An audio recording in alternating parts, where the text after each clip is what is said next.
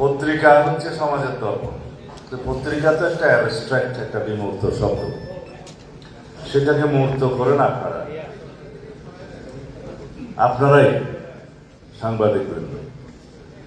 জাতির বিবেক, জাতির মতামত যা কিছুই প্রতিফলিত হয় সংবাদপত্রের মাধ্যমে হয়, গণমাধ্যমে হয়, ইলেকট্রনিক মিডিয়ার মাধ্যমে। আজকাল বাংলাদেশের একমাত্র স্মার্ট সিটি বসুন্ধরা এখন আরো নিরাপদ, আধুনিকতায় আরো এক ধাপ এগিয়ে। যে দুর্ভাগ্যজনক ঘটনা হয়ে গিয়েছে গত কয়েকদিন আগে সংবাদ মাধ্যমের উপরে কয়েকটি বাংলাদেশের খ্যাতনামা পত্রিকা অফিসে প্রথম আলো, ডেইলি স্টার যেভাবে জ্বালিয়ে দেওয়া হয়েছে, উড়িয়ে দেওয়া হয়েছে, burn down to the ground level যেটা বলতে চাই, এরকম দৃশ্য সারা বিশ্ব দেখেছে। সেটা আমাদের জন্য লজ্জার জাতি হিসাবে।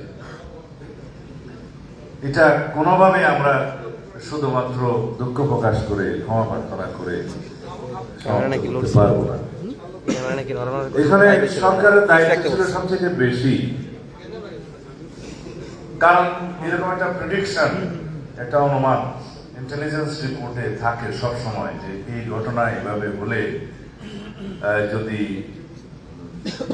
তারপরে কি কি হতে পারে সেগুলো অনুমান করা হয়েছে। আমরাও জেনেছি সেই ইন্টেলিজেন্স রিপোর্ট, কিন্তু সেটা আমলে নেওয়া হলো না কেন?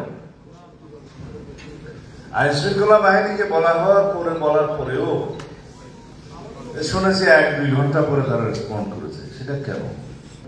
যদি আমরা আগের কালচারে ফেরত যাই, যেখানে স্বৈর শাসকরা, ফ্যাসিস্টরা গণমাধ্যমকে স্বাধীনভাবে কাজ করতে দেয়নি, যেখানে আন্ডার প্রেসার ডেমোক্রেসির মাধ্যমে একই দৃশ্য আমরা আর দেখতে চাই না।